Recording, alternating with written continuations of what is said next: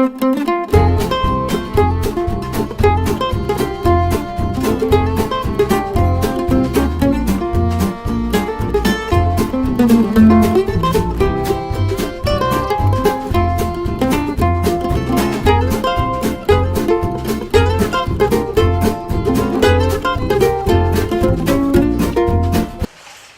evening, everyone. Nice to see you. Nice to be with you again. So, just a couple of things on the police side. I'll start with some of the crime stats.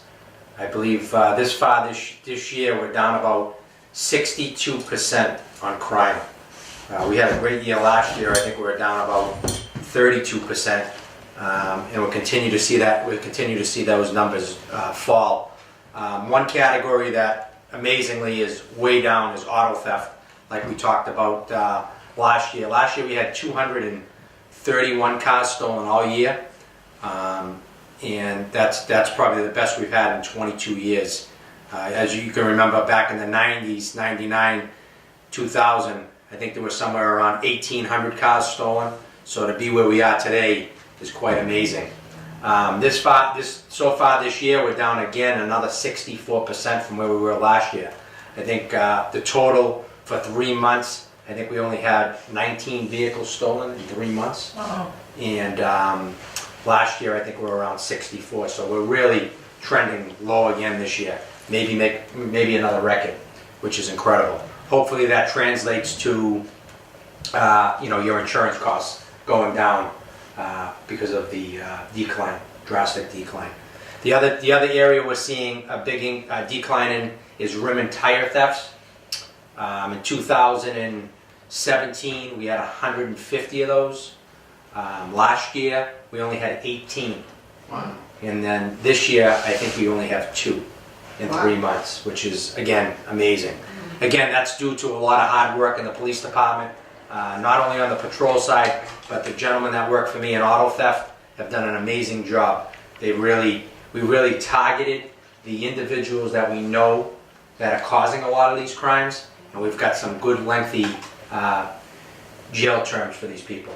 So a majority of these guys that are running these operations are actually in jail now and serving some serious time, which we've seen a dramatic reduction.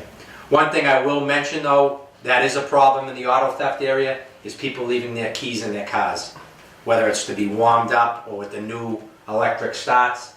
So this month we had 14 vehicles that were stolen. 11 of them were stolen with the keys in them.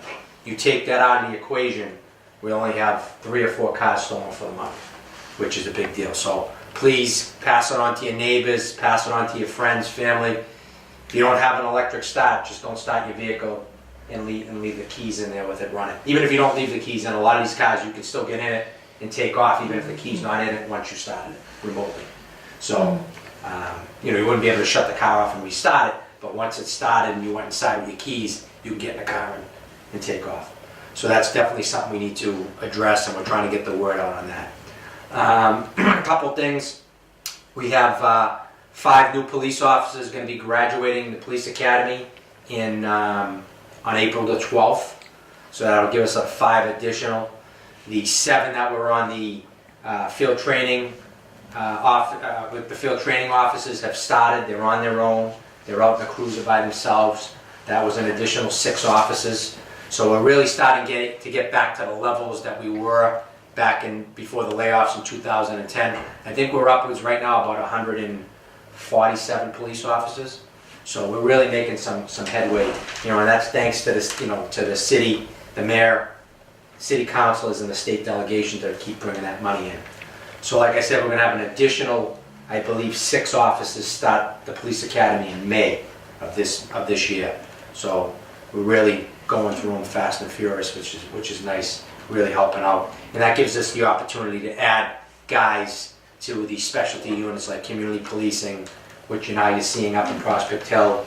We have Joey Pedalaro back up in the area again, working this area exclusively, and we have other officers throughout the city in other community policing positions. So things are going in the right direction. What else can I give you before I give you questions? The camera program, that's up and running. They're not officially online, but the cameras are all in place. We're training officers on them now and supervisors so that we know. But there's somewhere around, don't quote me on it, but I want to say 280 cameras that are going up throughout the city. They've been pre-selected due to hot spots and then just some other areas that they want covered. I know Essex Street, pretty much all of Essex Street will be covered. Most of Broadway will be covered. Brook Street, the Brook Street Park will be covered. A lot of the parks have cameras in and around them. So it's really a great project, and I think it's a project that's going to allow us to catch a lot more crimes that take place throughout the city and probably solve a lot of them. Because believe it or not, a lot of our crimes that we're seeing are solved by either home cameras, cameras that are on businesses. So it's definitely going to be a major tool that we can use going forward to prosecute and to catch criminals. And we'll have monitors. I think there's about 8 monitors up inside the dispatch room now. Again, they're not going to be able to monitor all 280 cameras, but they will have the ability to just push a button and get to that camera pretty quickly. So during the weekend, when we know like Essex Street's a hot spot, those cameras will be up, but they'll have the ability to zoom in and get in there very quickly, capture maybe a plate taken off, a party that's responsible for a fight, maybe a party that's responsible for a serious crime, relatively quickly, and get that information to officers in real time. So it'll definitely be a valuable tool. The chief is also trying to get a lot of private businesses as well to buy into this, so that they can buy the cameras at their expense, and we can have access to those cameras as well. So moving forward, this will be not a one-time deal, but it'll be a situation where we continue to add cameras as we go over the next few years. So it'll be nice. I think that's about all I have for you. We talked a little bit about the drone program. That's a new program that should be up and running. Training officers on that now. Does anybody have any questions, any concerns, any issues up in the area? That I know we're having a problem on High Street. I got a text about some speeding up there. We're going to move the speed board up there. We did address some of the issues on Ferry and Man. What about the man on High Street that was found in the woods or? Yeah, I don't know enough about that, but I know he was missing and there was some significant delay in the reporting. Okay. So. What's that, a halfway house of some sort? Yeah, I'm not. It's either a transitional house or some type of halfway house. I'm not sure what it is, but I know he wandered away, and I know there was some type of delay in the reporting. Yeah, according to the paper, he left around 5 a.m. and it wasn't reported till 1 p.m. Right. So we're kind of significantly behind the 8 ball. We did check a lot of spots up and around Prospect Hill. We checked the rivers. We checked the, I guess his mom may have, I know I read somewhere his mom lived in Andover or North Andover. I know they checked around that location. Any areas that they thought he might go to, we checked. But again, it was just an unfortunate incident where we really got to the game a little late. And if maybe we had been called earlier, maybe we could have had a different outcome. But again, that's a situation where you have a drone, like we talked about. That's something where you can cover a lot more area without bodies. Again, whereas in North Andover, do I know if we would have flew over there? Maybe not. But that's something where we could go up above the park at Storrow and really cover a lot of area that you wouldn't be able to cover with officers and a search. So it definitely would be a valuable tool in that instant. But yeah, if one thing I can tell you, if somebody wanders off or they go missing, the sooner you can get the call to us that we can get feet on the ground to start looking for them, the better off we are. When time lapses, a lot of things can go wrong. If they call us within the first hour, maybe he doesn't get to North Andover. Maybe we find him walking in South Mont. Who knows? Yeah. Again, you Monday morning quarterback it, but when you're 6-7 hours behind the 8 ball, kind of puts it's hard to read, especially with missings. Right. So But it's definitely an unfortunate situation. When is the next Citizens Academy? I don't know, it's a good question. I know they started this one, I think they were talking about running 2, so I would anticipate that it would probably be somewhere around the fall. But I can get that for you when we're gonna run the next one. And that was run by Officer Cano. I guess they had great success, it was really well recepted and went pretty good. Did they have a good turnout for it? Yeah, they had a very good turnout. I wanna say there was, It's a picture that I wanna say there were 20. like 16 of them or something. yeah, between 16 and 20 people. Yeah. Wow, that's Yeah. very good. Yeah, it was. Yeah, they did a very good job. They had a lot of good, good speakers, and people really liked it. So it's definitely something that they're going to do. I know they're going to run that one, and they're going to run a youth version of it. We already have like an Explorer program, but I know there's talk about running like a youth citizens. And what is the benefit of taking this program? Benefit, so basically they go over all the inner workings of what goes on at the PD, at the police department. So they'll basically talk about, they'll show you how we write our incident reports, they'll take you through the station. They'll go over the laws, some of the laws that we're bound by. So I know one of the classes they brought Lieutenant Razzo in, who is teaches the law at the academy. They brought him in and he went over like a short version of, what officers go through on a daily basis, how they have to enforce the laws, what they have to know. Then they brought, then they try to bring in like members from the auto theft to talk about auto theft. They brought in members from the SWAT team, talk a little bit about what they do on a daily basis. So they basically bring you through what every division does at the police department, what their responsibilities, what their jobs are, just so people can kind of get a sense of what the job of a police officer is. And Jim was a graduate, so Yeah, Razzle, I think he did at least one class for the first Citizen Police Academy. so. He Did you has- learn he has a lot, Huh? Jim? Did you learn a lot?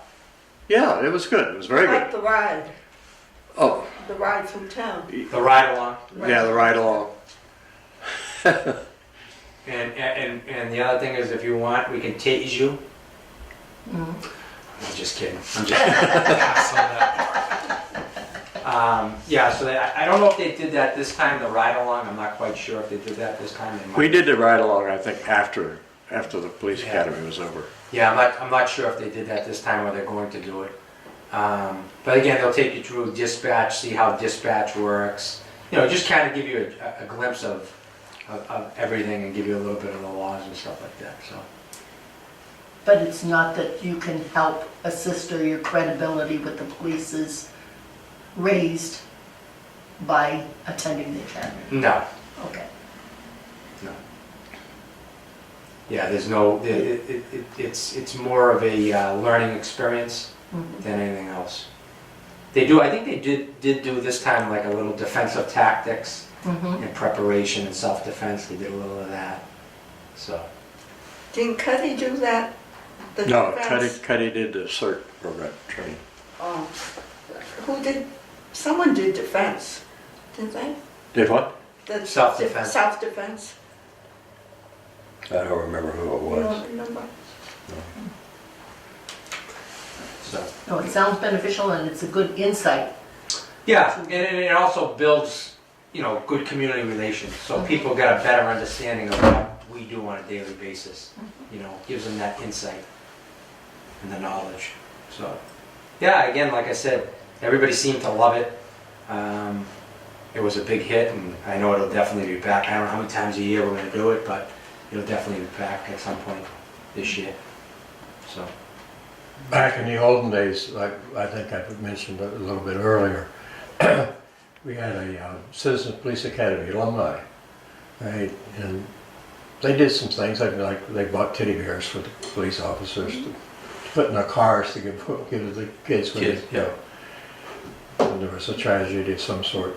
I think just for self-defense, that's a thing too. yeah, I talked to the chief a little bit about that. We might start a program on our own, like a women's self-defense class or something like that, like at the senior center. You know, Something when you along think of those that girl lines. up in the Thorn, you know, up at Market Basket and the Thorn. Oh, yeah. You Yeah. know? Yeah, but again, thank God there was a gentleman that That's- got involved, because Exactly. again, a lot of times people don't get involved. Yeah, They turn the cheek. I mean, And- that's, he took a chance. he but, did, but, You know, it worked, yeah, but, I mean, if she had any self-defense skills or Mhm. tools, it would have helped. yeah, and you know, just in light of the recent stuff that's been going on in Boston at the nightclubs. Yeah, I mean, that's another issue. very, very scary, It is, very, very scary, you know? and much too often. Yes, yeah, that was yeah, Yeah. absolutely, absolutely. So, yeah, I mean, that's definitely something we're looking into. We've been trying to get more involved in the community with different things, and that might be, you know, something to run, like a woman's self-defense. So again, we could do just in general, a self-defense class, just some things that people can do, being aware of your surroundings. You know, if you're out at a club, you know, don't put your drink, just little Yeah. common sense things that, you know, Even for teenagers. yeah, That yeah. are in the clubs with their drinks. Mhm. It's crazy that you have to think that way, but Yeah. unfortunately, Yeah. that's the way it is. And then the other thing is with these phones, I mean, everybody's taking everybody's pictures, these phones are, Yeah. you know, what you put out there, what's available, these apps, people can see where you are, they can track you. You know, you're on one thing is like a Snapchat, people can see where you are. You know, there's a thing so they can tell you're here. Well, if they can tell you're here, they can tell you're not at home, so what does that mean? Yeah. You know, they can go break in your car, your house, your whatever. And the other thing is, the other aspect is of stalking. You know, people know where you are. You make yourself an easy target. So, yeah, a lot of that stuff, you know, would be good to cover and just to go over so people that know it. You know, So, self-defense. I had read years ago about a program where the police helped senior citizens, how they can use their cane or their walker right. Yeah. as a tool. Tools of opportunity. Yeah. Yeah. You know, little things like that. And again, a lot of times, all it takes is a little bit of effort. You know, if you fight back, they let you go. Yeah, that's not- Remember the use of cane? That's not in every case, but Yeah. the majority of times, if you try to put up a fight, or even if you let your body go dead weight, you know, there's different techniques you can use that, you know, they get frightened off, that you don't make yourself an easy target. You know, looking somebody in the eye, it's just simple stuff. I mean, that woman using the horn was a good thing. Yeah, Yeah. and screaming. And screaming, yeah. Yeah. Screaming, fighting back, kick, fight, whatever you gotta do. You got a cane, Yeah, whatever you gotta do, you know. But yeah, it's definitely something that we should look into, because I think there'd be a lot of interest in that. I think so. Yeah, yep. Just some little minor things. So, we'll try to get that off the ground. We have a lot of guys that are involved in defensive tactics and stuff like that could teach, and even if it's an hour long, a couple times.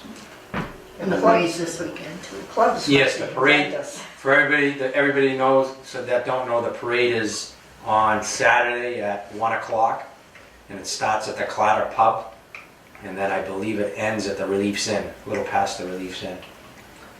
I'm not too happy about it because it's supposed to be 53 on Sunday and only about 30 on Saturday. Stop.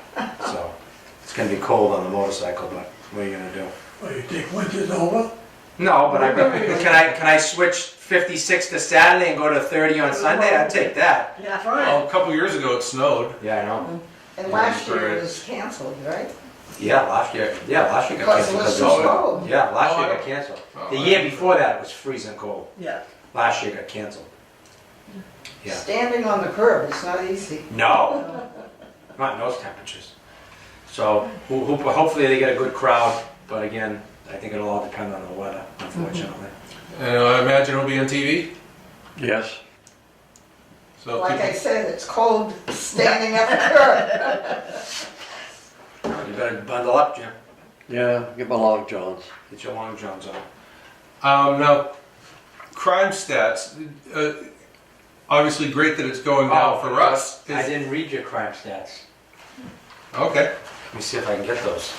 Good job. Whoa. Well, what I'm wondering is, Go ahead. do you have any idea about like the neighboring cities and towns, if any of them are seeing as much improvement as we are? I can tell you from what what I've been told is a lot of the crime we are dispersing to other cities and towns. Oh. Not in every area, but I can tell you that since we brought the gang unit aboard, we've pushed a lot of the gang members to Haverhill. And Haverhill has been seeing a lot of an uptick in their shootings and the number of violent incidents that are occurring with gangs, because we've done such a good job of kind of staying up on them and hitting the hot spots, so they're not feeling so comfortable to hang out there with a gun or to stay around. So we've really been pushing a lot of that stuff to Methuen and Haverhill. So that's definitely an uptick. I think some of their numbers are similar to us, not the levels that we're at, but their crime is kind of down across the board. We're seeing a downtick. But again, the big problem is the drug, the opioid problem. That's an uptick, and with that you get, a lot of street crimes. You get a lot of begging, you get a lot of breaking into cars and stuff like that. So, How about like car thefts in neighboring cities? Any idea how they're doing? well, Lawrence is unique in a way that we have a lot of older model vehicles. So your newer vehicles, so Andover, let's face it, they've got some money. Yeah. So they have a lot of new vehicles. A lot of your new vehicles are very tough to steal because you need the chip key. Right. In Lawrence, unfortunately, we still have a lot of, people say, well, you shouldn't be proud about the auto theft numbers because, again, it's harder to steal vehicles. That's true, but not in the city of Lawrence where you have a lot of people that don't have newer model vehicles. We still have a lot of people that don't have chip keys, still have older model vehicles that are on the road. So basically, a lot of vehicles, I want to say somewhere around 2004, they started with the chip key, not everyone, but a lot, that's when the chip keys and chipped keys started to come in. So we still have a lot of vehicles that are on the road that are older models. Yeah. And that's why we still see those numbers so high. The Auto theft, numbers aren't even high. no, they're not now because of some of the arrests we made, but in different cities and towns, they don't have that auto theft problem is what I'm telling you, because they have a lot of newer vehicles. And again, if the vehicle's not being stolen with the keys in it, they're very difficult to steal. It's not like the old days you got in, you smashed the steering column, and away you went. Yeah. That doesn't work anymore. You could smash the steering column now, and there's nothing to start the car. It's all push button, electrical, or chip keys. Yeah. So, I don't think auto theft is a fair comparison to look at, especially in cities like Lawrence, Lynn, the poorer communities like Lawrence, Lynn, Lowell, different communities like that. They still have a little bit of an auto theft problem. So, but to answer your question, yes, we are dispersing a lot of crimes, and more of the serious violent crimes. We've also made a lot of headway with the nightclubs. So, last year I took over for Lieutenant Conway. The way we kind of did things with that was, we'd bring them in, we'd suspend them or take their license for, say, 7 days. Well, a lot of times, the 7 days or the 3-day license revocations or suspensions, people would pick them on Monday, Tuesday, Wednesday. Mm-hmm. Well, again, that does us no good Monday, Tuesday, and Wednesday. So when I took over, I kind of started to look at a couple other avenues, and one of the avenues I looked at was rollback. And when we talk about a rollback, we talk about their rollback of their hours. So what I did was I started to use progressive discipline, gave everybody a clean slate, and as we brought them in, I'd start to, if it wasn't really a serious incident, I'd start to roll back their hours, and we start with 2 weeks. And when we roll back their hours, we roll them back to 11 o'clock. One of the big things with that is there's no right of appeal to the ABCC, so they've kind of stuck with that punishment. And a lot of these clubs don't get rolling till 11 o'clock. So if they're gonna break, or violate some of the rules, they're gonna pay a strict penalty for it. And that seems to have been really worked. We're seeing a lot of these clubs comply with the rules now. We're seeing a lot less violence in and around the clubs. Again, you're gonna have your share of violence anyway, where you have alcohol and people gathering. I mean, it's a bad mix. People drink too much sometimes and they fight. But we've definitely seen a reduction, and that's due to the fact that we're reducing the hours. The other thing we did and we looked at was hotspots for the midnight shift. So a lot of the hotspots were Store 24 on Broadway by Cross. And over the last 3 years, we've seen the number of calls for service really skyrocket. So in 2017, we went to the Store 24 175 times. In 2018, we were there, I take that back, in 2016 it was 180 something times. In 2017 it was 206 times calls for service. In 2018, in the first 3 months, we were up around 80 calls just to that location. And a lot of them were shots fired, a lot of them were fights, especially on the midnight shift. So what the chief and I did was we looked at rolling back their hours. And we did.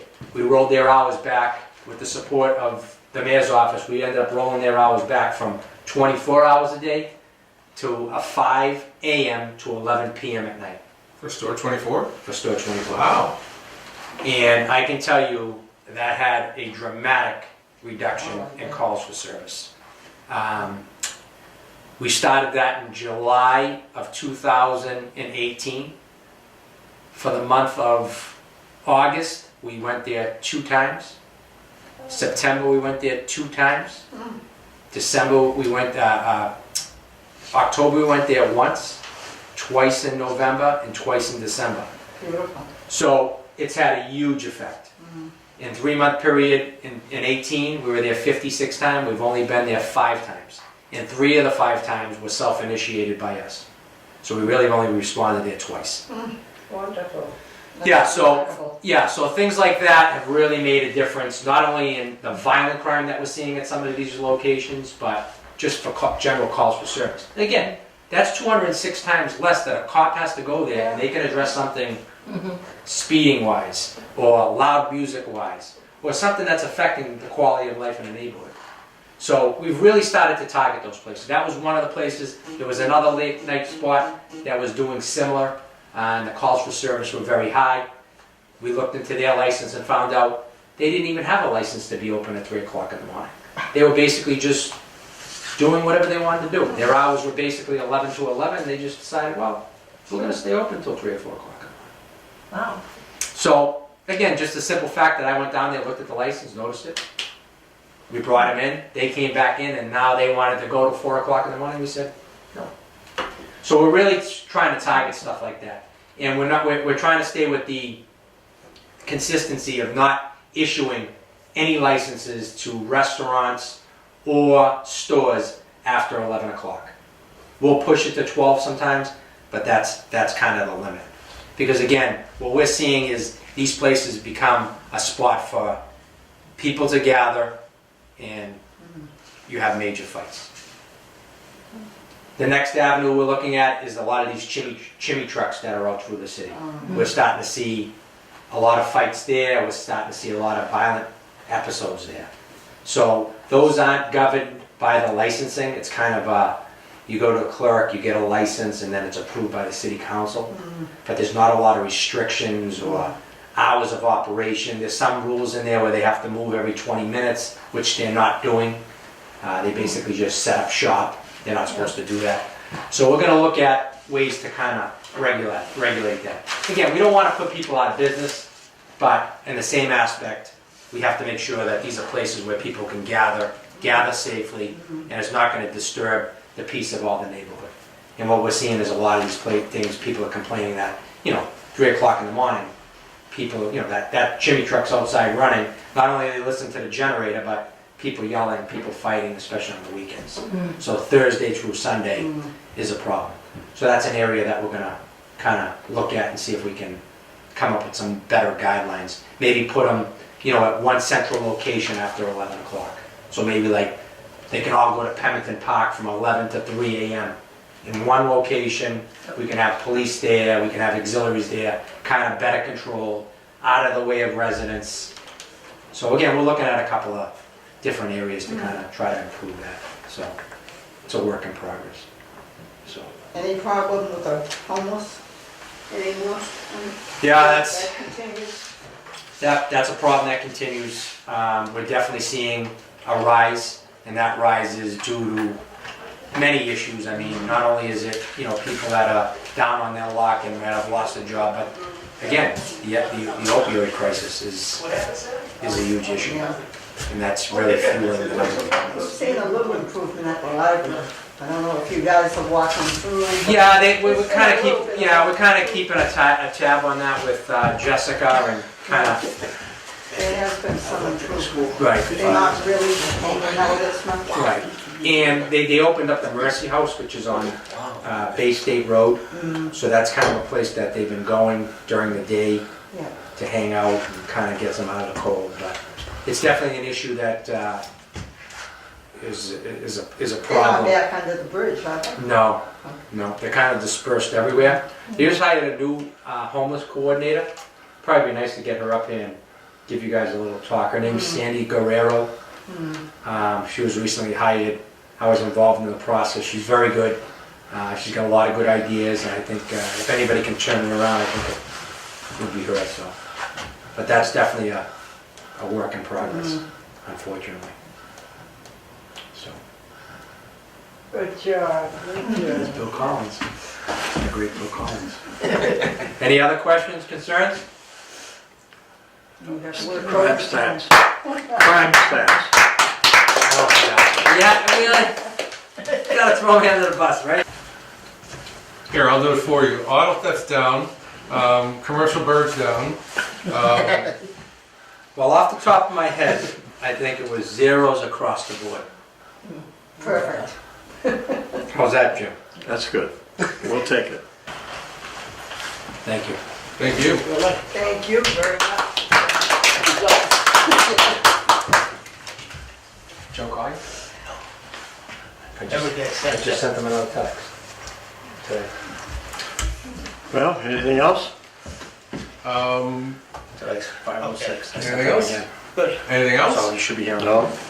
We'll take care of it. Do we want to Make a motion to adjourn. meet again 2 months? Because next month will be April school vacation. It's April School Day. Yeah. That'd be good. So we skip April and we come back the third Wednesday of May, People. Yeah. This was a conflict, the states had to do it next week. which will be Read it in the paper. What? Read it in the paper. So how do you manage?